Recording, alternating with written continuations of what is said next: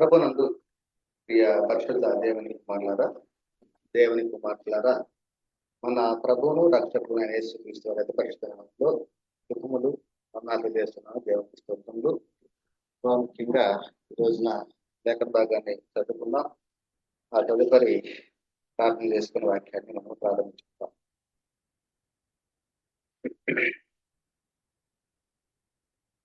మత్తయి సువార్త 8వ అధ్యాయము 1-4 వచనాల వరకు ఒకసారి చదువుకుందాం.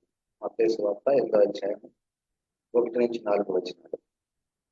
ఆయన ఆ కొండ మీద నుండి దిగి వచ్చినప్పుడు బహుజన సమూహములు ఆయనను వెంబడించెను. ఇదిగో కుష్ఠురోగి వచ్చి ఆయనకు మొక్కి, ప్రభువా, నీకిష్టమైతే నన్ను శుద్ధినిగా చేయగలవనెను. అందుకు ఆయన చేయి చాపి వాణ్ణి ముట్టి, నాకిష్టమే, నీవు శుద్ధుడవు కమ్మని చెప్పగా తక్షణమే వాని కుష్ఠురోగము శుద్ధి అయ్యను. అప్పుడు యేసు, ఎవరితోనూ ఏమీ చెప్పకు సుమి, కానీ నీవు వెళ్ళి వారికి సాక్షార్థమై నీ దేహమును యాజకునికి కనపరుచుకుని మోషే నియమించిన కానుక సమర్పించుమని వానితో చెప్పాను.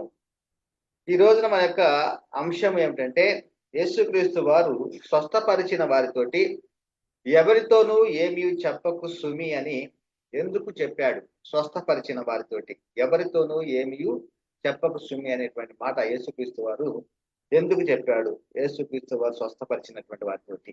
ఇది మన యొక్క ప్రధాన అంశము. ఈ అంశం ద్వారాగా మరి అనేకమైనటువంటి విషయాలను మనం నేర్చుకుందాం.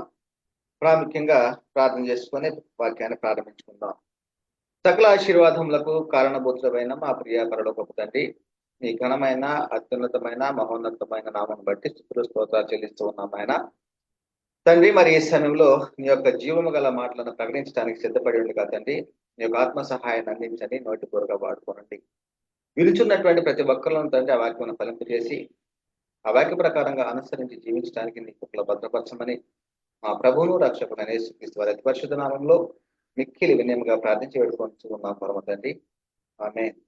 పిల్లరా, నేటి కాలంలో మనం చూసినట్టయితే మరి అనేక మంది బోధకులు చేసేటువంటి స్వస్థత కార్యాలు మనము నేటి కాలం చూస్తూ ఉన్నాం. అనేక మంది వాటిని ట్రోలింగ్ చేస్తూ ఉన్నారు. కొంతమంది వారిని అనేకమైనటువంటి అబద్ధ బోధకులు అని అలాగే చెప్తూనే ఉన్నారు. అయితే వాస్తవానికి లేఖనాల ప్రకారంగా మరి నేటి కాలంలో మరి స్వస్థతలు మరి ఏ విధంగా ఉన్నవి, మరి ఏమి చెప్పవలసినటువంటిది, సంఘానికి ఏం చెప్పాలి, మరి నేటి కాలంలో జరుగుతున్నటువంటి ఇవన్నీ కూడా ఎందుకు ఇలాగా జరుగుతున్నవి అనేటువంటిది మనము తెలుసుకోవాలి. ఎందుకంటే చాలా మంది వాక్యములో స్థిరపడలేదు. వాక్యములో ఉన్నటువంటి సమస్తాన్ని గూర్చి తెలుసుకోలేకపోతే దేవుని యొక్క సంకల్పం ఏమిటి, దేవుని యొక్క చిత్తం ఏమిటి, దేవుని యొక్క ఆలోచన ఏమిటి, దేవుడు యేసుక్రీస్తు అని ఈ లోకానికి పంపించడానికి ప్రధాన కారణం ఏమిటి అనేటువంటి అన్నింటిని కూడా గ్రహించలేక యేసుక్రీస్తు వారు ఆనాడు చేసినటువంటి స్వస్థతల గురించి, యేసుక్రీస్తు వారు ఆనాడు అద్భుతాలు చేసినటువంటి దాని గురించి, నేటి కాలంలో మాకు కూడా స్వస్థత వరములు ఉన్నవి, మాకు కూడా అద్భుతం చేసేటువంటి శక్తి ఉన్నది అని చాలా మంది బోధిస్తూ ఉన్నటువంటి క్రమాన్ని మనం చూస్తూ ఉన్నాం. అదేవిధంగా వాటిని ఖండించే వారిని కూడా మనం చూస్తూ ఉన్నాం. అయితే యేసుక్రీస్తు వారు తన ప్రత్యక్షంగా బోధించినటువంటి కాలంలో ఆయన స్వస్థత చేసినటువంటి వారితోటి, అనగా స్వస్థత పొందిన వారితోటి ఏం చెప్తూ ఉన్నాడంటే, ఎవరితోనూ ఏమీ చెప్పకు సుమి. అంటే యేసుక్రీస్తు ద్వారాగా నాకు స్వస్థత కలిగింది, యేసుక్రీస్తు నన్ను స్వస్థపరిచాడు అనేటువంటి విషయాలు మరి ఎవరితోనూ ఏమీ చెప్పొద్దు. నువ్వు స్వస్థత పొందుకున్నావు, ఆ స్వస్థత పొందుకునే ప్రకారంగా మోషే ధర్మశాస్త్ర ప్రకారంగా, అంటే ఆ కాలంలో మోషే ధర్మశాస్త్రం అమల్లో ఉంది. ఆ ధర్మశాస్త్ర కాలాన్ని బట్టి మరి మోషే ఏదైతే నియమించున్నాడో ఆ నియమించిన దాని ప్రకారంగా మీరు కానుకలు యాజకునికి సమర్పించండి అని యేసుక్రీస్తు వారు కుష్ఠరోగితో చెప్పిన సందర్భం మనం చూస్తూ ఉన్నాం. ఆ యొక్క సందర్భాల్లో మత్తయి సువార్త 8వ అధ్యాయం 1-4 ఉంది. అదేవిధంగా మార్కు గారు రాసినటువంటి సువార్తలో 1వ అధ్యాయం 40-43 సేమ్ ఆ కుష్ఠరోగి స్వస్థత పొందటము, మరి ఎవరితోనూ ఏమీ చెప్పక సుమి అనే సందర్భాలు యేసుక్రీస్తు వారు చెప్పటము, ఇలాగా ఈ లూకా సువార్త 5వ అధ్యాయము 12-15 కూడా రాయబడి ఉన్నది. ఒకసారి లూకా సువార్తను కూడా ఒకసారి చదువుకుందాం. 5వ అధ్యాయము 12-15 ఆయన ఒక పట్టణంలో ఉన్నప్పుడు ఇదిగో కుష్ఠరోగముతో నిండిన ఒక మనుష్యుడు ఉండెను. వాడు యేసును చూసి సాగిలపడి, ప్రభువా, నీకిష్టమైతే నన్ను శుద్ధినిగా చేయగలవని ఆయనను వేడుకొనెను. నీకిష్టమైతే నన్ను శుద్ధినిగా చేయగలవని ఆయనను వేడుకొనెను. అప్పుడు ఆయన చెయ్యి చాపి వానిని ముట్టి, నాకిష్టమే, నీవు శుద్ధుడవు కమ్మని అనగానే కుష్ఠరోగము వానిని విడిచెను. అప్పుడు ఆయన, నీవు ఎవరితోనూ చెప్పక వెళ్ళి వారికి సాక్షార్థమై నీ దేహమును యాజకునికి కనపరుచుకొని నువ్వు శుద్ధుడు అయినందుకు మోషే నియమించినట్టు కానుకలను సమర్పించమని ఆ 15వ వచనంలో, అయితే ఆయనను గూర్చిన సమాచారం మరి ఎక్కువగా వ్యాపించెను. బహుజన సమూహములు ఆయన మాట వినుటకును తమ రోగములను కుదుర్చుకుంటకును కూడి వచ్చుచుండెను. అలాగ వస్తూ ఉన్నారట, రోగాలు కుదుర్చుకోవటానికి కూడి వస్తూ ఉన్నారు. మరి ఈ విధముగా యేసుక్రీస్తు వారు తాను ప్రత్యక్షంగా బోధించిన కాలంలో మరి ఎన్నో అద్భుతాలు, ఆశ్చర్యకార్యాలు, మహత్కార్యాలు చేశాడు. అయితే యేసుక్రీస్తు వారు ఏం చెప్తూ ఉన్నాడంటే వారితోటి, మీరు వీటిని ప్రసిద్ధి చేయవద్దు, అదే విధముగా ఎవరితోనూ ఏమీ చెప్పొద్దు అనేటువంటిది యేసుక్రీస్తు వారు చెప్తున్నట్టు మాటలు. మరి యేసుక్రీస్తు వారు ఆ కాలంలో ఎందుకు ఈ మాటలను చెబుతూ ఉన్నాడు? నన్ను ప్రసిద్ధి చేయవద్దు అంటున్నాడు, మరి ఎవరితో ఏమి చెప్పవద్దు అంటున్నాడు అనేటువంటి దానికి ప్రధాన కారణం ఏమిటి అనేటువంటిది చాలా మంది గ్రహించలేకపోతూ ఉన్నారు. అదే విషయాలు చాలా మంది నేటి కాలంలో యేసుక్రీస్తు వారు స్వస్థత పరచలేదా, మేము కూడా స్వస్థత పరుస్తున్నాము, స్వస్థత వరం మా దగ్గర ఉంది అనేటువంటిది చాలా మంది బోధించేటువంటి బోధ. మరి ఒకసారి ఆలోచించండి ప్రియులారా, యేసుక్రీస్తు వారు తాను ప్రత్యక్షంగా బోధించిన కాలంలో ఒక సందర్భం, నన్ను ప్రసిద్ధి చేయవద్దు అంటున్నాడు. ప్రసిద్ధి చేయవద్దు అంటే నన్ను ఎక్కువగా, నా గురించి ఎక్కువగా ప్రకటించవద్దు, ఎక్కువగా చెప్పవద్దు, నేను చేసేటువంటి ఒక అద్భుతాల గురించి అంటున్నాడు. అదే విషయం చెప్తున్నాడు కదా మత్తయి సువార్త 12వ అధ్యాయం 15-16 యేసు ఆ సంగతి తెలుసుకొని అచ్చటి నుండి వెళ్ళిపోయాను. బహుజనములు ఆయనను వెంబడింపగా, బహుజనాలు ఇంకా ఆయనని ఎందుకోసం వెంబడిస్తూ ఉన్నారంటే, మరి రొట్టెలు తినటానికట. యేసుక్రీస్తు వారు సందర్భం చెబుతూ ఉంటాడు, మీరు నన్ను ఎందుకు వెంబడిస్తున్నారంటే రొట్టెలు తిని భుజించటానికే నన్ను వెంబడిస్తున్నారన్నాడు. ఇక్కడ చూసినట్టయితే స్వస్థత కొరకే అనేక మంది ఆయనను వెంబడిస్తూ ఉన్నారట. అందుకని ఆయన యేసుక్రీస్తు వారు అంటున్నాడు, ఆయన వారిని అందరినీ స్వస్థపరిచి తన్ను ప్రసిద్ధి చేయవద్దని వారికి ఆజ్ఞాపించాడు. ప్రసిద్ధి చేయవద్దు అనేటువంటిది వారికి ఆజ్ఞాపించాడు. ఇంకొక సందర్భంలో ప్రసిద్ధి చేయవద్దు అనేటువంటి విషయాన్ని కూడా యేసుక్రీస్తు వారు చెప్తున్న సందర్భాన్ని ఒకసారి పరిశీలన చేద్దాం. మార్కు సువార్త 7వ అధ్యాయము 32-36 అప్పుడు వారు చెవుడు గల నత్తివాని ఒకనిని ఆయన వద్దకు తోడుకొని వచ్చి వాని మీద చేయి ఉంచమని ఆయనను వేడుకున్నది.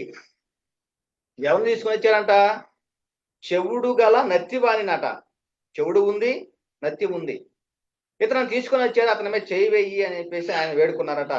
సమూహంలో నుండి ఆయన వారిని ఏకాంతమునకు తోడుకొని పోయి అక్కడ నుంచి ఏకాంతముగా, సమూహం లాంటి జనంలో నుంచి ఏకాంతంగా తోడుకొని పోయి వారి చెవులలో తన వేలు పెట్టి ఉమ్మివేసి వారి నాలుక ముట్టి ఆకాశం వైపు కన్నులెత్తి నిట్టూర్పు విడిచి ఎఫ్ఫత్తా అని వానితో చెప్పుచు ఆ మాటకు తెరవబడునని అర్థము.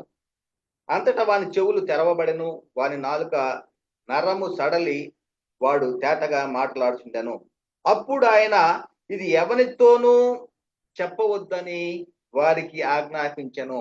అంటే అతను స్వస్థత పొందాడు అనేటువంటి విషయంలో ఎవరితోనూ చెప్పవద్దని వారికి ఆజ్ఞాపించాడు.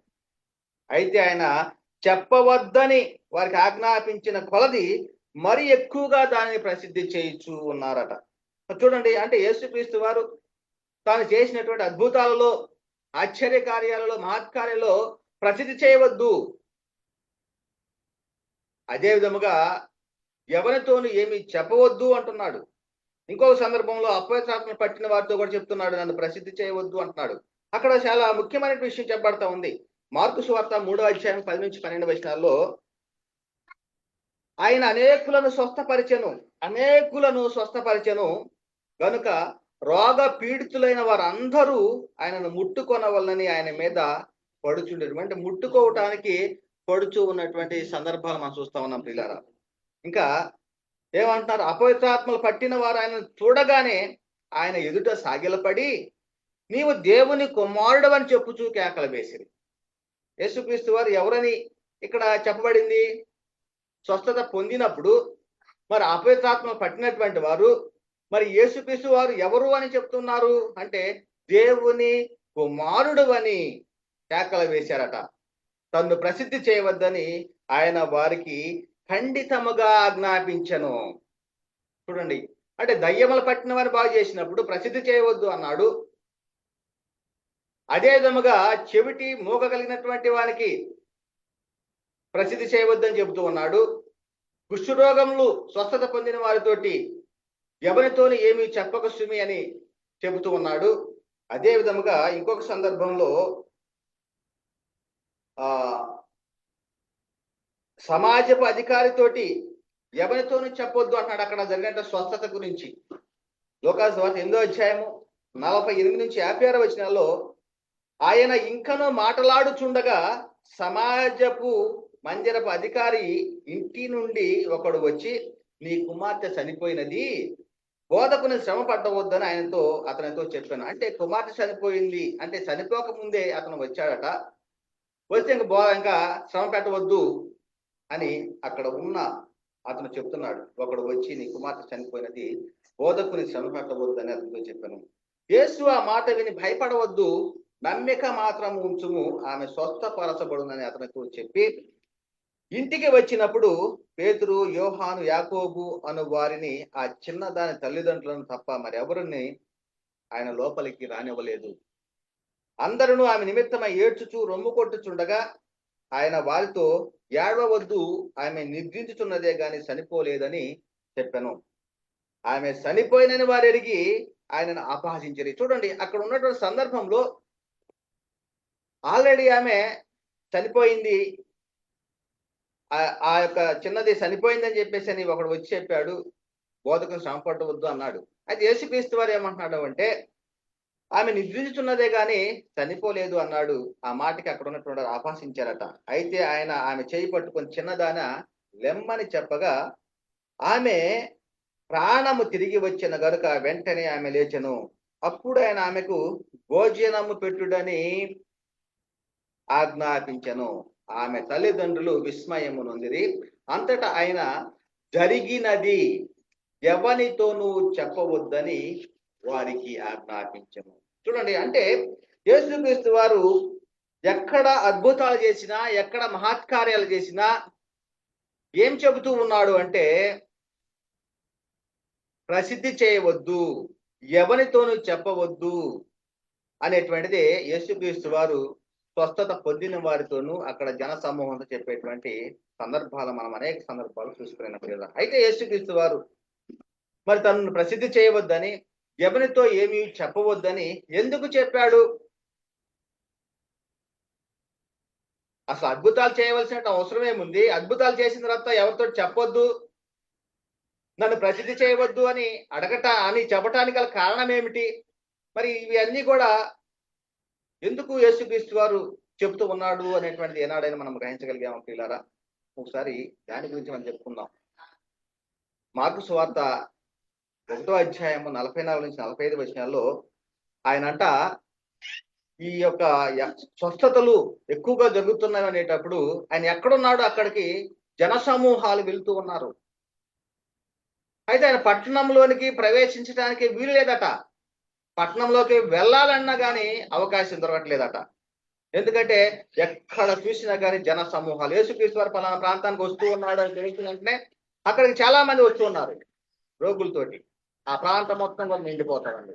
అదే విషయానికి చెప్తున్నాడు కదా మార్కు సువార్త 1 అధ్యాయము 44 నుంచి 45 వచనాల్లో, కానీ నీవు వెళ్ళి వారికి సాక్షార్థమైన నీ దేహం యాజకుని కనపరుచుకొని నువ్వు శుద్ధుడమైనందుకు మోషే నియమించిన కానుకలను సమర్పించమని వారికి ఖండితంగా ఆజ్ఞాపించి వెంటనే వారిని పంపివేశాడు. కానీ ఇక్కడ చెప్తున్నాడు, అయితే వాడు వెళ్ళి దానిని గురించి విస్తారముగా ప్రకటించుటకును ఆ సంగతి ప్రచురం చేయుటకును ఆరంభించను. అక్కడ చెప్పాడు, ఎవ్వరితోనూ ఏమీ చెప్పవద్దు శ్రీమి అని చెప్తే ఈయన ఏం చేస్తూ ఉన్నాడంటే విస్తారంగా ప్రకటిస్తున్నాడట, ప్రచారం చేస్తా ఉన్నాడట. కనుక ఆయన తర్వాత ఏమైందంటే ఆయన ఇక పట్టణములలో బహిరంగముగా ప్రవేశించలేక వెలుపల అరణ్య ప్రదేశములో ఉండెను. ఎక్కడికి వెళ్తూ ఉన్నాడు? పట్టణాల్లోకి బహిరంగ ప్రవేశించలేకపోతున్నాడు. ఇంకెక్కడ ఉంటున్నాడు అంటే అరణ్య ప్రదేశాలు ఉంటున్నాడు. నలుదిక్కుల నుండి ఇంకా కూడా ఆయన వద్దకు జనులు వచ్చుతున్నారట. చూడండి, అంటే యేసుక్రీస్తు వారు అద్భుతాలు, మహత్కార్యాలు, స్వస్థతలు చేసిన వారితోటి ఎందుకు ప్రసిద్ధి చేయవద్దు, ఎందుకు మరి చెప్పవద్దు అని చెప్తూ ఉన్నాడంటే ఆయన పట్టణాల్లోకి బహిరంగంగా ప్రవేశించలేకపోతూ ఉన్నాడు. అరణ్య ప్రదేశాల్లో ఉంటూ ఉన్నాడు. అయినా కానీ నలుదిక్కుల నుండి కూడా ఆయన ఎక్కడ ఉన్నాడో కనుక్కొని ఆయన వద్దకి జనులు వస్తూ ఉన్నటువంటి పరిస్థితి. ఇంకా చాలా సందర్భాలు మనం చూస్తూ ఉన్నాం.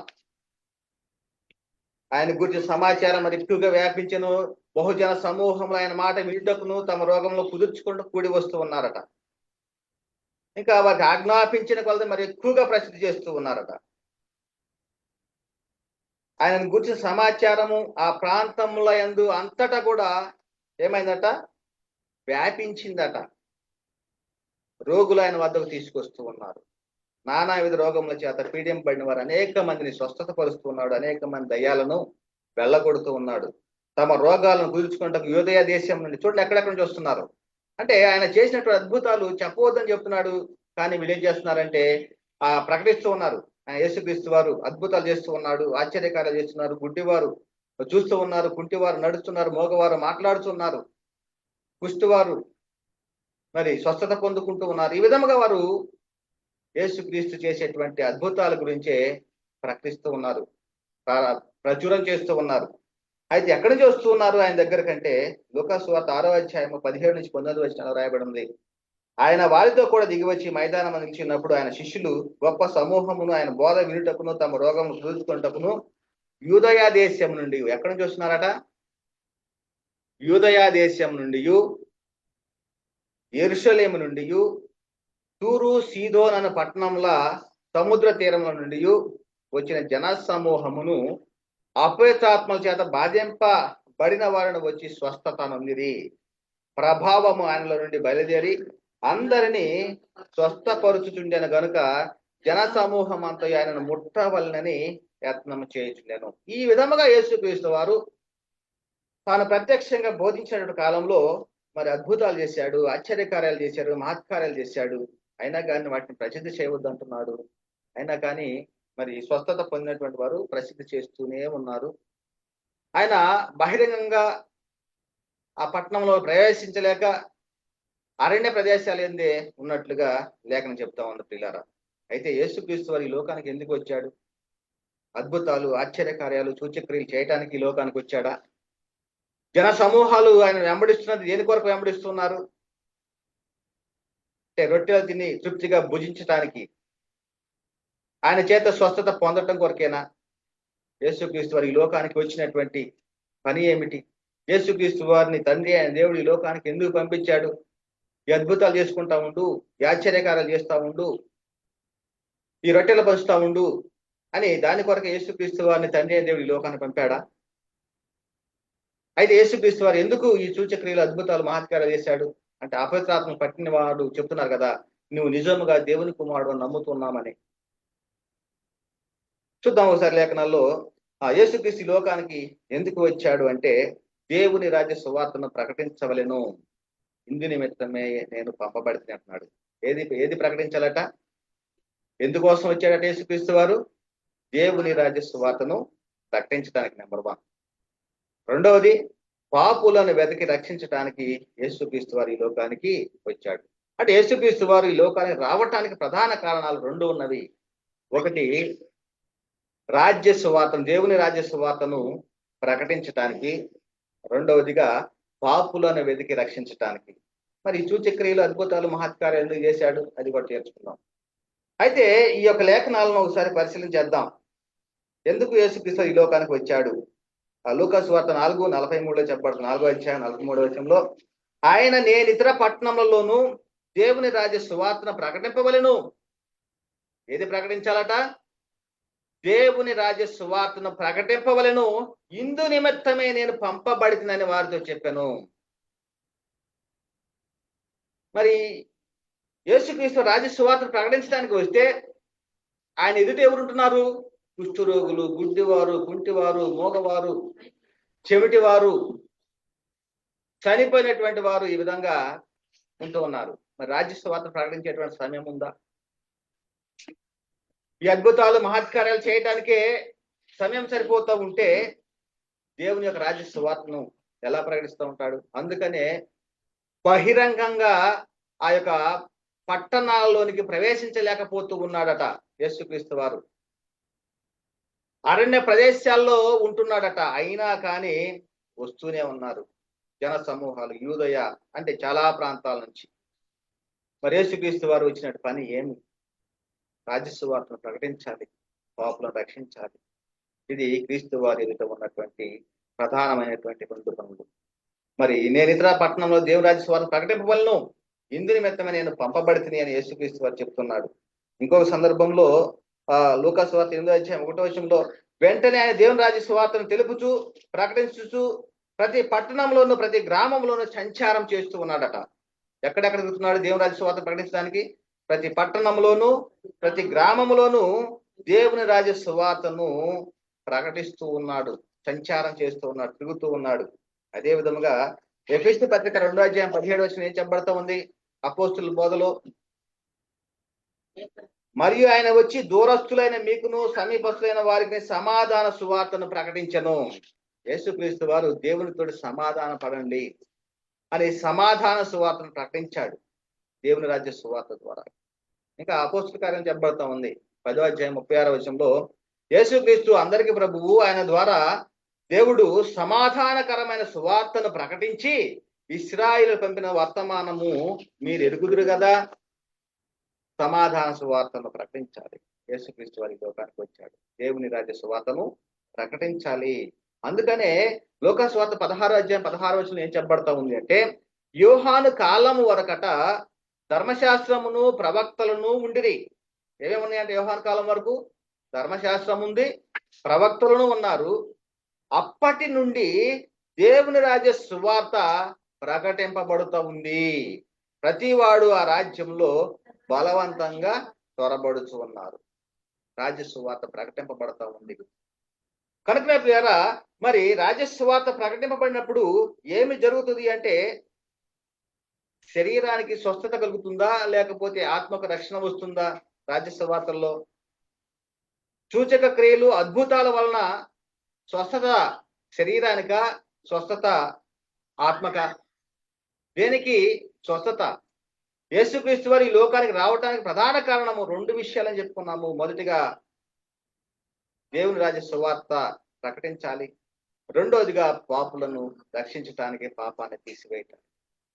మరి ఈ కారణముల చేత యేసుక్రీస్తు వారు ఈ లోకానికి వచ్చాడు.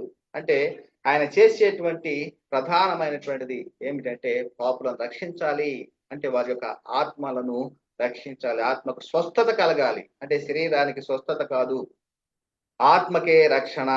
కనుకనే చెప్పబడతా ఉంది సువార్త మరి ఎందుకొరకు ప్రకటించబడతా ఉంది, సువార్త యొక్క విశిష్టత ఏమిటి అని పరిశీలన చేసినట్లయితే, సువార్తను గురించి సిగ్గుపడువాడను కాదు, దేవుడు ఎలయనగా నమ్ము ప్రతి వానికి, మొదట యూదునికి, గ్రీసు దేశస్తునికి రక్షణ కలగజేయటకు అది దేవుని శక్తి అయి ఉన్నది. దేవుని శక్తి అయి ఉన్నదట. రక్షణ కలగజేయటకు అది దేవుని శక్తి అయి ఉన్నది అంటున్నాడు. పిల్లరా, మరి ఈ విధంగా సువార్త, దేవుని రాజ్య సువార్తని మరి యేసుక్రీస్తు వారు ప్రకటించాలి. అందుకోసమే ఈ లోకాన్ని పంపించాడు. తండ్రి అయిన దేవుడు. అదే విధముగా పాపులను రక్షించాలి. అందుకొరకే తండ్రి అయిన దేవుడు యేసుక్రీస్తు వారిని ఈ లోకానికి పంపి ఉన్నాడు. మరి ఆ యొక్క సువార్త నేటి కాలంలో మనం ప్రకటించవలసిన సువార్త ఏమిటి అంటే ఆత్మలను రక్షించేటువంటి శక్తి గల వాక్యమైనటువంటి సువార్తను ప్రకటించాలి. మనం నేటి కాలంలో ప్రకటించవలసిన సువార్త అదే చెప్తున్నారు. కొరింథీ రాసినటువంటి మొదటి పత్రికలో 15వ అధ్యాయం 1 నుంచి 4 వచనాల్లో మరి ఆ సువార్త వలన మీరు రక్షణ పొందుతారట. మనం ప్రకటించవలసిన సువార్తే ఆ సువార్త ఏమిటంటే, మరి సహోదరులారా నేను మీకు ప్రకటించిన సువార్తను మీకు తెలియపరుచున్నాను, మీరు దానిని అంగీకరించితిరి, దాని యందే మీరు నిలిచి ఉన్నారు, మీ విశ్వాసం వ్యర్థమైతేనే గాని నేను ఏ ఉపదేశ రూపముగా మీకు సువార్త ప్రకటించుతునో ఆ ఉపదేశం మీరు గట్టిగా పట్టుకొని ఉన్న ఎడల ఆ సువార్త వల్లనే మీరు రక్షణ పొందువారయిందురు. నాకు ఇయ్యబడిన ఉపదేశమును మొదట మీకు అప్పగించుతుని అదేమనగా లేఖనం ప్రకారం క్రీస్తు మన పాపం నిమిత్తము మృతి పొందెను, సమాధి చేయబడెను, లేఖనముల ప్రకారం 3వ దినమున లేపబడెను. ఇది సువార్త. నేటి కాలంలో ఆత్మలను రక్షించగలిగేటువంటి శక్తి గల వాక్యం ఏమిటంటే సువార్త. ఈ సువార్తనే నేటి కాలంలో ప్రకటించవలసింది. అంతేగాని మాకు స్వస్థత వరాలు ఉన్నవి, ఇంకా చాలా విషయాలు చెప్పే ఉన్నవి, కానీ ఎవరిని కూడా కించపరచడానికైతే ఈ యొక్క మాటలు చెప్పలేదు. కానీ నేటి కాలంలో ఆత్మలను రక్షించగల శక్తి గల వాక్యాన్ని ప్రకటించాలి. అదే విషయం చెప్పిన సిలువను గుర్చిన వార్త నశించిన వారికి వెరితనము గాని రక్షింపబడుతున్న మనకు దేవుని శక్తి అని చెప్పబడతా ఉంది. అందుకనే ఆత్మలను రక్షించడానికి శక్తి గల వాక్యాన్ని సాత్వికంతో అంగీకరించాలి. అదే సువార్తను వినాలి. ఆ సువార్తే మనము మరి ఆ జీవము గల దేవుని వాక్య మూలముగా అనగా అక్షయ బీజం నుండి పుట్టింపడిన వారము అంటున్నాడు. సువార్త ద్వారా కనబడాలి.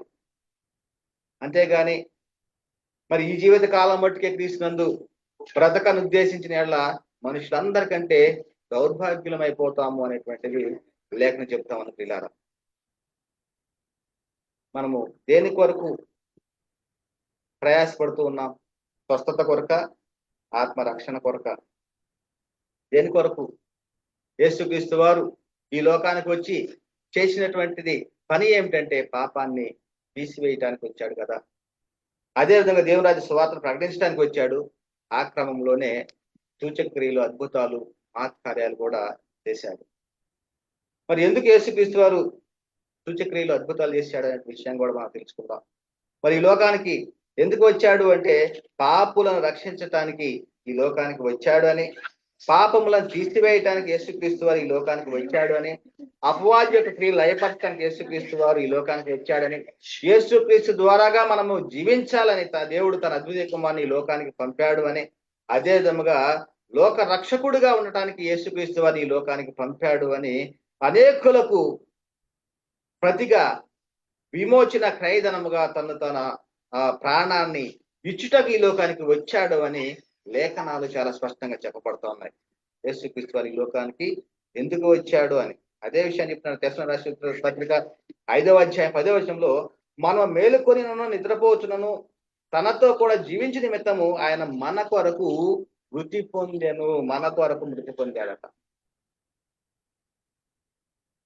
మరి ఎందుకొరకు ఆయన మృతి పొందాడు అంటే మన కొరకు అనేకులకు ప్రతిగా విమోచన క్రయధనముగా తన ప్రాణాన్ని ఇవ్వటానికి వచ్చాడు. తండ్రి అయిన దేవుడు యేసుక్రీస్తు వారిని ఈ లోకానికి రక్షకుడుగా ఉంటకు పంపి ఉన్నాడు. యేసుక్రీస్తు ద్వారాగా మనం జీవించటానికి తన అద్వితీయ కుమారుని తండ్రి అయిన దేవుడు ఈ లోకానికి పంపాడు లేదా. కనుకనే మరి యేసుక్రీస్తు వారు ఎందుకు ఈ యొక్క సూచక్రియలు చేశాడు? ఎందుకు ఈ సూచక్రియలు చేశాడంటే చెప్పబడతా ఉంది. యోహాను సువార్త 20వ అధ్యాయము 30 నుంచి 31 వచనాల్లో, యోహాను సువార్త 20వ అధ్యాయము 31 నుంచి 31వ వచనాల్లో, మరియు అనేకమైన ఇతర సూచక క్రియలను యేసు తన శిష్యులు ఎదుట చేసెను, అవి ఈ గ్రంథమందు వ్రాయబడి ఉండలేదు గాని యేసు దేవుని కుమారుడు అయిన క్రీస్తు అని మీరు నమ్మునట్లును నమ్మి ఆయన నామమందు జీవం పొందినట్లును ఇవి వ్రాయబడిను. ఎందుకొరకు యేసుక్రీస్తు వారు సూచక్రియలు, మహత్కార్య, అద్భుతాలు చేశాడు అంట? దేవుని కుమారుడు నమ్మాలట. అపవిత్రాత్మను పట్టిన వాడు చెప్తున్నారు కదా, నిజముగా నీవు దేవుని కుమారుడు నమ్ముతున్నామని. మరి ఈ రోజున మరి యేసుక్రీస్తు వారు అద్భుతాలు చేశాడు, మేము కూడా అద్భుతాలు మహత్కాలు చేస్తాము. యేసుక్రీస్తు వారు స్వస్థత పరిచాడు, మేము కూడా స్వస్థత పరుస్తామంటే మరి నువ్వు ఎవరివని గ్రహించాలి? యేసుక్రీస్తు వారు దేవుని కుమారుడు అని గ్రహించటం కొరకే ఆయన అద్భుతాలు మహత్కార్యాలు సూచక్రియలు చేశాడు. మరి నువ్వు చేసేటువంటి అంటే అబద్ధ బోధన ప్రకటిస్తున్నటువంటి బోధకులు వారు స్వస్థతల వరాలు మా దగ్గర ఉన్నవి, మేము స్వస్థత చేస్తాం అనేటువంటి వారు మీరు దేని నిమిత్తం స్వస్థత చేస్తూ ఉన్నారు? నిజముగా మీరు చేసే స్వస్థతలేనా? ఒకసారి ఆలోచించండి. నేటి కాలంలో మరి ఆ స్వస్థతలు చేసేటువంటి వరము ఉన్నదా లేదా? మనం పరిశుద్ధాత్మ సంపూర్ణ వివరణలో అనేకమైన విషయాలు నేర్చుకుంటూ ఉన్నాం. ఆ విషయాల్లోనే మరి యొక్క ప్రధానమైన విషయం కూడా జరుగుతుంది క్లియరా. యేసుక్రీస్తు వారు మరి చెప్తున్న మాట చూద్దాం ఒకసారి. ఎందుకు ఈ లోకానికి వచ్చాడు, ఎందుకు ఆయన స్వస్థతలు చేసి ఉన్నాడు, ఎందుకు అద్భుతాలు చేసి ఉన్నాడు అనేటువంటి చెప్పినట్లయితే దేవుని కుమారుడు నమ్మి ఆయన నామందు జీవం పొందటానికట. యోహాను సువార్త 20 అధ్యాయము 30 నుంచి 31 వచనాల్లో మరియు అనేకమైన ఇతర సూచక్రియలను యేసు తన శిష్యుల ఎదుట చేశాను, అవి గ్రంథమందు రాయబడి ఉండలేదు కానీ యేసు దేవుని కుమారుడైన క్రీస్తు అని మీరు నమ్మునట్లును నమ్మి ఆయన నామందు జీవం పొందినట్లును ఇవి రాయబడెను అంటున్నాడు. మరి యోహాను సువార్త 11 అధ్యాయము 41 నుంచి 42 వచనాల్లో అంతటా వారు ఆ రాయి తీసిరి, యేసు కన్నులు పైకెత్తి తండ్రి నీవు నా మనవి వినినందున నీకు కృతజ్ఞతాస్తుతులు చెల్లించున్నాను, నీవెల్లప్పుడూ నా మనవి వినుచున్నాననియు నేను ఎరుగుదును గాని నీవు నన్ను పంపితువని చుట్టూ నిలిచి ఉన్న ఈ జన సమూహము నమ్మునట్లు వారి నిమిత్తము ఈ మాట చెప్పితిని అనను. ఎందుకు అద్భుతాలు చేశాడు, ఎందుకు చనిపోయిన వారిని తిరిగి లేపాడు అంటే నీవు నన్ను పంపావు ఈ లోకానికి అని ఈ జన సమూహం మొత్తం కూడా నమ్మాలి. ఇది రెండు ప్రధానమైనటువంటి కార్యాలు. యేసుక్రీస్తు వారు ఎందుకు సూచక్రియలు అద్భుతాలు చేశాడో రెండు ప్రధానమైన కార్యాలు మనకి చెప్పబడతా ఉన్నాయి. ఎందుకంటే దేవుని కుమారుడైన క్రీస్తు అని నమ్మాలి, నమ్మి ఆయన నామందు జీవం పొందాలి మొదటిది. రెండవది ఏమిటంటే నీవు నన్ను పంపావు అని ఈ చుట్టూ ఉన్నటువంటి జన సమూహం నమ్మాలి అని ఈ యొక్క రెండు కారణాలు లేఖనాల్లో చెప్పబడతా ఉన్నాయి పిల్లారా. మరి అయితే యేసుక్రీస్తు వారు చేశాడు ఎందుకోసం అంటే దేవుని కుమారుడు నమ్మటానికి. ఆయన దేవుని వద్ద నుండి వచ్చాడు, దేవుడు పంపాడు అని చుట్టూ ఉన్నటువంటి జన సమూహం తెలుసుకోవటానికి అని ప్రధానంగా రెండు విషయాలు చెప్పబడతా ఉన్నాయి. అయితే యేసుక్రీస్తు వారి యొక్క అపోస్తులు అనగా యేసుక్రీస్తు వారి యొక్క శిష్యులు మరి ఎందుకు సూచక్రియలు అద్భుతాలు చేశారు? వారు ఎందుకు చేయవలసి వచ్చిన సూచక్రియలు? వారు కూడా చనిపోయిన వారిని బ్రతికించారు, పక్షవాయువు గల వారిని స్వస్థతపరిచారు, కుష్ఠరోగుల్ని బాగుపరిచారు, కుంటివారు నడిచారు. మరి యేసుక్రీస్తు వారు చేసినట్లుగానే అనేకమైన అద్భుతాలు చేశారు కదా, అనేకమైన సూచక్రియలు చేశారు కదా. మరి శిష్యులు ఎందుకు చేయవలసి వచ్చింది అని మనకు సందేహం రావచ్చు పిల్లారా. ఎందుకు చేశారంటే లేఖనం చెప్తా ఉంది వారు ఎందుకు సూచక్రియలు అద్భుతాలు మహత్కార్యాలు చేశారు అంటే ఆ క్రియల వలన వాక్యము స్థిరపరచటానికి, వాక్యము స్థిరపరచబడటానికి ముందున్నటువంటి వారు రాబో తరము వారు ఆ వాక్యము ద్వారాగానే నిత్య జీవాన్ని పొందుకోవటం కొరకే. అదే చెప్తున్నాడు మార్కు సువార్త 16వ అధ్యాయము 20 నుంచి 20వ వచనం రాయబడింది. వారు బయలుదేరి వాక్యమంతటా ప్రకటించిరి. ఎవరు? యేసుక్రీస్తు వారి యొక్క శిష్యులు వాక్యమంతటా ప్రకటించిరి. ప్రభు వారికి సహకారుడై ఉండి వెనువెంట జరుగుచూ వచ్చిన సూచక క్రియల వలన వాక్యమును స్థిరపరచుచుండెను. ఆమేన్. వాక్యాన్ని ఏం చేస్తూ ఉన్నారట? స్థిరపరుచున్నారు. అంటే వాక్యాన్ని స్థిరపరచడం కొరకే సూచక క్రియలు అద్భుతాలు అనేటువంటిది మరి స్పష్టంగా అర్థమవుతుంది. యేసుక్రీస్తు వారి యొక్క శిష్యులు ఎందుకు అద్భుతాలు మహత్కార్యాలు సూచక్రియలు చేశారు అంటే వాక్యాన్ని స్థిరపరచడానికి. అదే విషయాన్ని ఇంకొక సందర్భం చెప్తున్నాడు అంటే హెబ్రీయులకు రాసిన పత్రిక 2వ అధ్యాయం 3 నుంచి 4 వచనాల్లో ఇంత గొప్ప రక్షణను మనం నిర్లక్ష్యం చేసిన యెడల ఎలాగో తప్పించుకుందుము? అట్టి ప్రభువు బోధించుట చేత ఆరంభమై దేవుడు తన చిత్తానుసారంగా సూచక క్రియల చేతను మహత్కార్యముల చేతను నానా విధములైన అద్భుతముల చేతను వివిధ రకములైన పరిశుద్ధాత్మ వరములు అనుగ్రహించుట చేతను వారితో కూడా సాక్ష్యం ఇచ్చుచుండగా వినిన వారి చేత మనకు దృఢపరచబడెను. వినిన వారి చేత మనకు దృఢపరచబడెను. వాక్యము మనకి ఏ విధంగా స్థిరపరచబడిందంటే మహత్కార్యాలు, సూచక్రియలు, అద్భుతాలు, వివిధములైన పరిశుద్ధాత్మ వరములు అనుగ్రహించడం చేత మరి వారితో కూడా సాక్ష్యం ఇచ్చుచుండగా వినిన వారి చేత మనకు దృఢపరచబడెను. ఇందుకు యేసుక్రీస్తు వారు శిష్యులు అద్భుతాలు, సూచక్రియలు చేశారు వాక్యాన్ని స్థిరపరచడం కొరకే. అందుకనే నేటి కాలం వాక్యం స్థిరపరచబడిన కాలంలో మనం ఉన్నాం. చూసి నమ్మిన వారి కంటే చూడక నమ్మిన వారు ధన్యులని చెప్పబడతా ఉంది కదా.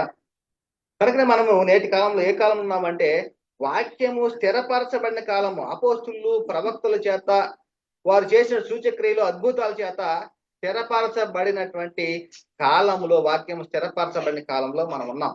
అంటే కృపావరములు ఆగిపోయిన తరువాత కాలంలో మనం ఉన్నాం. ఆత్మ యొక్క నియమం బట్టి మనం నడుచుకునేటువంటి కాలంలో మనం ఉన్నాం. ఇది స్పష్టంగా తెలుసుకోవాలి. చాలా మంది దీన్ని గ్రహించలేకపోతున్నారు. అందుకనే అపోస్తులు బోధలు ఏముందంటే క్రీస్తు యేసే ముఖ్యమైన మూలరాయి ఉండగా అపోస్తులు, ప్రవక్తలు వేసినటువంటి పునాది మీద మీరు కట్టబడి ఉన్నారు అనేటువంటి చెప్తూ ఉన్నాడు. వారి ద్వారాగా సూచక్రియలు, అద్భుతాలు చేశారు. ఆ సూచక్రియలు, అద్భుతాల ద్వారాగా ఎందుకు చేశారు అంటే వాక్యాన్ని స్థిరపరచడానికి చేశారు. ఆ స్థిరపరచబడినటువంటి వాక్యమే మనము అనుసరించాలి. దాన్ని ఏమంటున్నాడంటే అపోస్తులు, ప్రవక్తలు వేసిన పునాది మీద మీరు కట్టబడి ఉన్నారు. ప్రతి కట్టడమును ఆయన చక్కగా అమర్చబడి ప్రభువునందు పరిశుద్ధమైన దేవాలయం ఒకటకు వృద్ధి పొందుతున్నది. ఆయనలో మీరు కూడా ఆత్మ మూలముగా దేవునికి నివాస స్థలమై ఉండుటకు కట్టబడుతున్నారు. అంటే అపోస్తుల యొక్క బోధ ప్రకారంగా నడుచుకుంటే మీరు కూడా ఆత్మ మూలముగా దేవుని నివాస స్థలమై ఉంటాం. దేవుని నివాస స్థలం ఎవరు అంటే మనమే. దేవుని ఇల్లు ఏది అంటే మనమే ఆయన ఇల్లు. కనుకనే అపోస్తులే బోధ ప్రకారం క్రీస్తు చేసే ముఖ్యమైన మూలరాయి అపోస్తుల ప్రవక్త పునాది మీద మీరు కట్టబడాలి. వారి ద్వారా వాక్యం స్థిరపరచబడింది.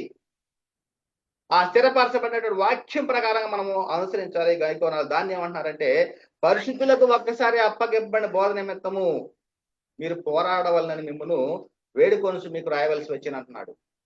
పరిశుద్ధులకు ఒక్కసారి అప్పగింపబడిన బోధ. ఎవరు పరిశుద్ధులు? క్రీస్తు రక్తంలో కడగబడినటువంటి క్రైస్తవుడు పరిశుద్ధుడు. క్రీస్తుని శిరస్సుగా కలిగినటువంటి క్రైస్తవుడు పరిశుద్ధుడు. ప్రపంచ పునఃస్థాపనగా బాప్తిజంలో యేసుక్రీస్తు నామంలో బాప్తిజం పొందినటువంటి వాడు క్రైస్తవుడు. కనుకనే వారు ఎవరు అంటే పరిశుద్ధులు, నీతిమంతులు. ఆ పరిశుద్ధులకు ఒక్కసారి అప్పగింపబడినటువంటి బోధ నిమిత్తం మీరు పోరాడాలి అంటున్నాడు. అది ఎవరి ద్వారాగా మరి స్థిరపరచబడింది అంటే అపోస్తులు, సూచక్రియలు, అద్భుతాల ద్వారాగా స్థిరపరచబడింది వాక్యము. అదే పరిశుద్ధులకు ఒక్కసారి అప్పగింపబడిన బోధ అని చెప్పబడుతోంది. అది ఏం చేయమంటున్నాడు మనల్ని? తిమోతి రాసిన 2వ పత్రిక 3వ అధ్యాయం 16 నుంచి 17 వచనాల్లో దైవజనుడు సన్నద్ధుడై ప్రతి సత్కార్యములకు పూర్ణముగా సిద్ధపడి, ప్రతి సత్కార్యానికంట పూర్ణముగా సిద్ధపడి ఉండినట్లు దైవావేశం వలన కలిగిన ప్రతి లేఖనమును ఉపదేశించుటకు. ఎలా కలిగింది లేఖనము? దైవావేశం వలన కలిగిన ప్రతి లేఖనానట ఉపదేశించుటకును, ఖండించుటకును, తప్పు దిద్దుటకును, నీతి యందు శిక్ష చేయుటకు ప్రయోజనకరమై ఉన్నవి. నేటి క్రైస్తవుడు చేయవలసిన పని పరిశుద్ధులకు ఒక్కసారి అప్పగింపబడి బోధ నిమిత్తం పోరాడాలి. అదే విధంగా మరి ఎవరైనా కానీ అబద్ధాన్ని చెప్తున్నప్పుడు ఖండించాలి, తప్పు దిద్దాలి, నీతి యందు శిక్ష చేయాలి అనేటువంటి ఇది చెప్పబడుతుంది కదా. కానీ నేను ఎలా బోధించాలంటే ఒకడు బోధించిన ఎడల దేవోక్తులను బోధించినట్లు బోధించాలట. దేవోక్తులు బోధించినట్లు అంటే కథలు చెప్పడం కాదు. నేటి కాలంలో వాక్యం అనేటువంటి ఒక రిఫరెన్స్ చూపించేసి లోకాన్ని మొత్తం చుట్టి వస్తారు ఆ యొక్క బోధకులు. అంటే లోకంలో ఉన్నటువంటిది మొత్తాన్ని కూడా బోధించేటువంటి పరిస్థితి. సంఘానికి అవసరమైనటువంటి బోధన ప్రకటించేటువంటి వారు కాదు. ఫలానా సినిమాల గురించో, ఫలానా ప్రాంతం గురించో, ఫలానా ప్రదేశం గురించో ప్రకటిస్తూ ఉన్నారు. కానీ క్రీస్తు చేసే ముఖ్యమైన మూలైన అపోస్తులు, ప్రవక్తలు మరి వేసిన పునాదిని ప్రకటించేటువంటి పరిస్థితి లేదు నేటి కాలంలో బోధకులు.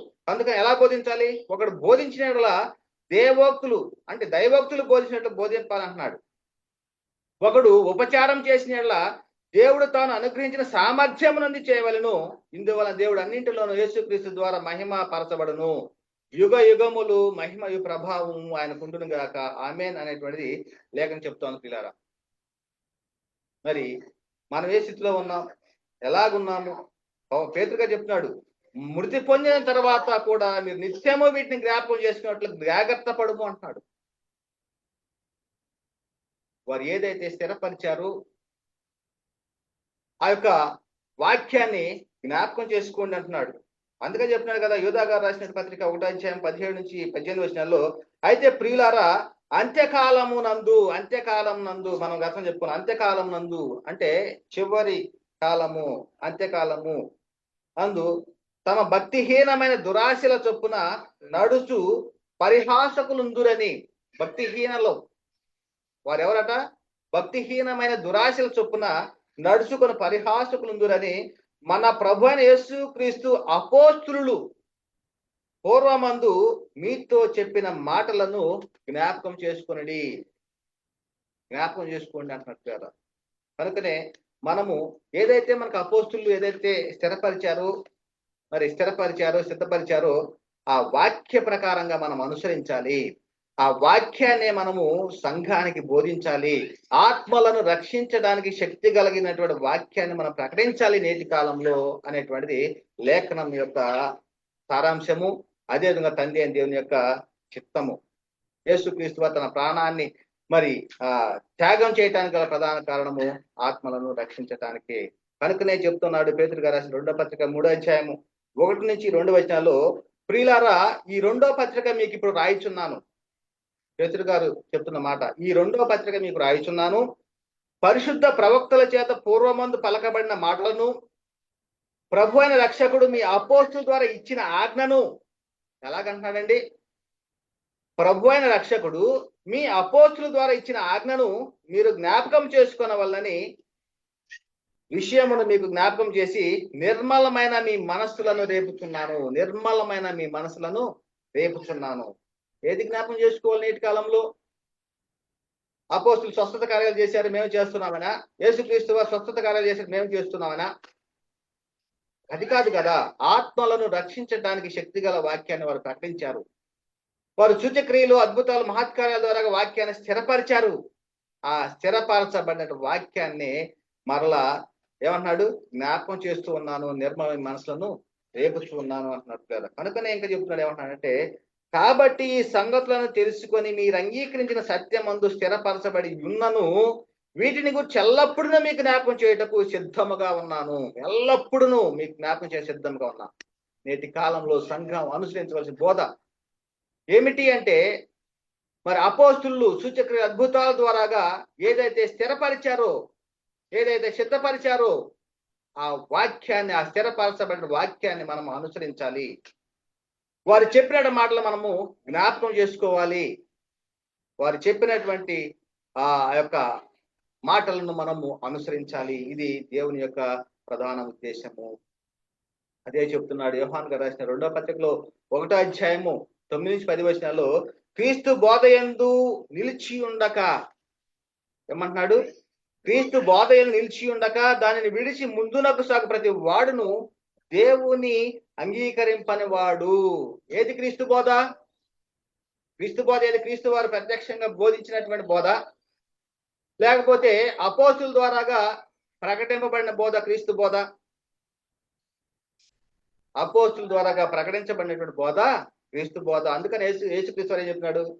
నేను వెళ్ళిట వల్ల మీకు ప్రయోజనకరము. నేను వెళ్ళి తండ్రి వద్ద ఉన్నటువంటి ఆదరణకర్తను మీ వద్దకు పంపిస్తాను. ఆయన నా మాటలే చెబుతాడు, నా వాటిలోనే తీసుకుంటాడు, నా మాటలే చెబుతాడు అనేటువంటి మాట యేసుక్రీస్తు వారు చెప్పాడు. ఆ ప్రకారంగానే తండ్రి వద్దకు వెళ్ళాడు, తండ్రి వద్ద ఆదరణకర్తను పంపాడు. వచ్చినటువంటి పరిశుద్ధాత్ముడు క్రీస్తు మాటలే ప్రకటిస్తున్నాడు. మరి అదే క్రీస్తు బోధ. అపోస్తులు ప్రవక్తలు వేసిన పునాదే క్రీస్తు బోధ. ఆత్మ యొక్క నియమమే క్రీస్తు బోధ. పరిశుద్ధులకు ఒక్కసారి అప్పగింపబడిన బోధే క్రీస్తు బోధ. ఈ బోధ నిలిచి ఉండక ముందుకు సాగు ప్రతి వాడు దేవునిని అంగీకరింపని వాడట. ఆ బోధ నిలిచిన వాడు తండ్రిని, కుమారుని అంగీకరించేవాడు. ఇంకేమంటాడంటే, ఎవడైనా ఈ బోధన తేక మీ వద్దకు వచ్చిన ఎడల వానిని మీ ఇంట చేర్చుకొనవద్దు, శుభమని వారితో చెప్పవద్దు. మీ ఇంట చేర్చుకోవద్దు అన్నాడు. శుభమని వారితో కూడా చెప్పవద్దు అన్నాడు. కనుక ప్రియరా, ఈ యొక్క ప్రవచన గ్రంథంలో ఏదైనటువంటి లేని వాటిని కలిపినా లేకపోతే ఉన్న వాటిని తీసివేసినా కానీ ఏమవుద్ది అంటున్నాడు అంటే ఈ గ్రంథంలో ఉన్నటువంటి తెగుళ్ళు వారికి వస్తవి అనేటువంటి విషయం చెప్తున్నాడు ప్రియులారా. అంటే పరిశుద్ధ గ్రంథంలో క్రీస్తు యేసు యొక్క అపోస్తులు ఏదైతే స్థిరపరిచున్నాడో ఏదైతే ప్రకటించున్నారో ఆ బోధన గనక ప్రకటించకుండా కలిపి చెరిపేట బోధ విషయంలో ఏం జరుగుతుంది అంటున్నాడు అంటే ఇక్కడ చెప్తున్నాడు ఈ గ్రంథమందు ప్రకటన 22:18-19 వచనాల్లో ఈ గ్రంథమందు ఉన్న ప్రవచన వాక్యములను విను ప్రతి వానికి నేను సాక్ష్యం ఇచ్చినది ఏమనగా ఎవడైనా వీటితో మరి ఏదైనా కలిపిన ఎడల ఏమంటున్నారండి ఎవడైనాను వీటితో మరి ఏదైనా కలిపిన ఎడల ఈ గ్రంథంలో రాయబడిన తెగుళ్ళు దేవుడు వానికి కలగజేయను ఎవడైనాను ఈ ప్రవచన గ్రంథమందున వాక్యములలో ఏదైనా తీసివేసిన ఎడల దేవుడు ఈ గ్రంథంలో రాయబడిన జీవవృక్షంలోని పరిశుద్ధ పట్టణంలోని వారికి పాలు లేకుండా చేయను. ఇది చాలా కఠినమైనటువంటి మాటలు ఇవి. మరి ఇవన్నీ కూడా వీరు తెలిసి చేస్తున్నారో తెలియక చేస్తున్నారో మరి తైలాభిషేక ప్రార్థనలు అంట ఇంకా స్వస్థత కూడికలోని ఇంకా చాలా మంది భిన్నమైనటువంటి బోధ మరి యొక్క సువార్తను ప్రకటిస్తున్నారు. సువార్త అంటే ఆత్మను రక్షించగలిగిన సువార్తను ప్రకటించకుండా మరి యొక్క సువార్తను ప్రకటిస్తున్నారు, మరి యొక్క యేసుని ప్రకటించేటువంటి పరిస్థితి. మరి ప్రియులారా మరి ఆత్మ యొక్క నియమాన్ని తెలుసుకున్నటువంటి వారు మరి ఏ బోధల్లో నిలిచి ఉండాలి? ఆత్మలను రక్షించేటువంటి శక్తిగల వాక్యంలో ఉండాలా లేకపోతే శరీరాలకు కలిగినటువంటి అస్వస్థతలు గురించి శరీరం కొరకే వెళ్ళాలా? దేని కొరకు నీవు ఉన్నది? స్వస్థత కొరక ఆత్మరక్షణ కొరక? ఒకసారి ఆలోచించుకోవాల్సిన అవసరం ఎంతైనా ఉంది. అదే విషయం చెప్తున్నాడు కదా మరి గలతీ పత్రిక 1:6-9 క్రీస్తు కృపను బట్టి మిమ్మల్ని పిలిచిన వారిని విడిచి భిన్నమైన సువార్త తట్టుకు మీరింత త్వరగా తిరిగిపోవడం చూడగా నాకు ఆశ్చర్యం అవుతున్నది అన్నాడు. వారు ఆల్రెడీ ప్రకటించారు. ఆ ప్రకటించినటువంటి సువార్తకి లోబడ్డారు. లోబడిన తర్వాత కూడా ఏమైపోయారట? భిన్నమైన సువార్త తట్టుకు తిరిగారట. అదే చెప్తున్నాడు, క్రీస్తు కృపను బట్టి మిమ్మల్ని పిలిచిన వారిని విడిచి భిన్నమైన సువార్త తట్టుకు మీరింత త్వరగా తిరిగిపోవడం చూడ నాకు ఆశ్చర్యం అవుతున్నది.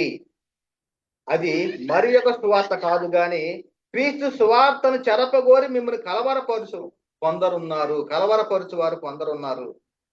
మేము మీకు ప్రకటించిన సువార్త గాక మరి యొక్క సువార్తను మేమైనను పరలోకం నుండి వచ్చిన ఒక దూత అయినను మీకు ప్రకటించిన ఎడల అతడు శాపగ్రస్తుడగును గాక. అపోస్తులు ప్రకటించినది ఏమిటి? వారు ప్రకటించిన బోధ యేసుక్రీస్తు దేవుని కుమారుడు అని ప్రకటించారు. యేసుక్రీస్తు ప్రభు అని ప్రకటించారు. యేసుక్రీస్తు మన కొరకు చనిపోయాడు, సమాధి చేయబడ్డాడు, తిరిగి లేపబడ్డాడు అని ఆయన యొక్క సువార్తను ప్రకటించారు. ఆ సువార్తను పొందుకుంటే మనము ప్రపంచ పునఃస్థితి స్థాపనలో భాగస్వామి అవుతున్నామన్నారు. అబ్రహాములకు ఇచ్చిన వాగ్దానానికి మనం వారసులు అవుతున్నామని చెప్పారు. పరలోక సంబంధమైన ప్రతి ఒక్క ఆశీర్వాదము మనకి దొరుకుతుంది అని చెప్పారు. భూ సంబంధమైన వాటి మీద లక్ష్యం ఉంచొద్దు అని చెప్పారు. పైన వాటి మీద మీరు లక్ష్యం ఉంచండి అని చెప్పారు.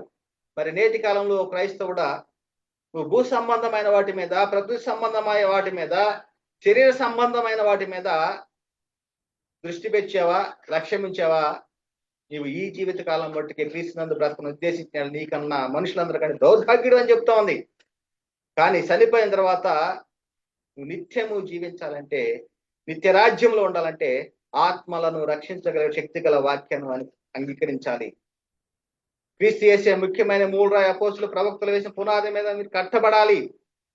ఆ కట్టబడిన వాడే నిత్య రాజ్యంలో ఉంటాడు, దేవునితోటి ఉంటాడు అనేటువంటిది స్పష్టంగా లేఖనాలు చెప్పబడతా ఉంది.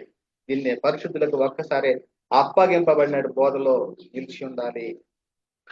వీళ్ళారా మరి ఈ విధంగా మరి యేసుక్రీస్తు వారు తాను స్వస్థపరిచిన వారితోనూ మరి ఏమి చెప్పొద్దు అని ఎందుకు చెప్పాడు అనే అంశం ద్వారాగా మనము చాలా విషయాలు నేర్చుకున్నాం. యేసుక్రీస్తు వారు ఎందుకు స్వస్థత మరి ఎక్కడ కూడా ఏమి కూడా చెప్పొద్దు సుమి, నన్ను ప్రసిద్ధి చేయవద్దని ఎందుకు చెప్పాడు అంటే ఆయన ప్రకటించవలసినది దేవుని రాజ్య సువార్తను ప్రకటించాలి. ఆయన పాపాన్ని తీసివేయడానికి వచ్చాడు. ఆయన దేవుని రాజ్య సువార్తను ప్రకటించడానికి పట్టణాల్లోకి బహిరంగంగా వెళ్ళలేకపోతూ ఉన్నాడు. అరణ్య ప్రదేశంలో ఉండవలసి వస్తూ ఉంది.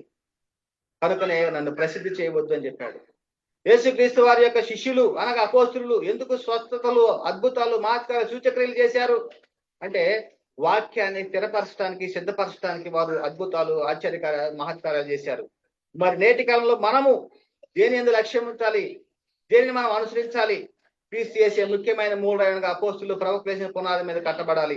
అందుకని పేతురు గారు చాలా సందర్భాలు చెప్పాడు, మరలా మీకు జ్ఞాపకం చేస్తూ ఉన్నాను, ఆత్మలను రక్షించుకోవటానికి ఏదైతే అవసరం ఉందో ఆ యొక్క మాటలు మళ్ళీ జ్ఞాపకం చేస్తున్నాను, మేము నిర్మలమైన మనసు దేవచ్చు ఉన్నానని చెప్తున్నాడు. ప్రియులారా, ఇది మనకి స్థిరపరచబడిన వాక్యం మన ఎదుట ఉన్నది, సిద్ధపరచబడిన వాక్యం మన ఎదుట ఉన్నది. అపోస్తులు ప్రవక్తలు వేసిన పునాది మన ఎదుట ఉన్నది. పరిశుద్ధులకు ఒక్కసారి అప్పగింపబడిన బోధ మన ఎదుట ఉన్నది. ఆ బోధను అనుసరించిన వారమైతే మనకు నిత్య జీవం కలుగుతుంది. శరీర స్వస్థతల కొరకు కాదు గాని నీ ఆత్మలను రక్షించగల శక్తి గల వాక్యాన్ని సాత్వికంతో అంగీకరించమని ఈ మాటలు ముగిస్తున్నా. చెప్పండి, ఈ మాటలు వినిచిన ప్రతి ఒక్కరిలో కూడా దేవుడు నీరు కట్టి ఫలింప చేయను గాక. చెప్పండి, ఈ మాటలు దేవుడు దీవించి ఆశీర్వదించింది గాక. సహోదరులందరికీ వందనాలు. ఆమె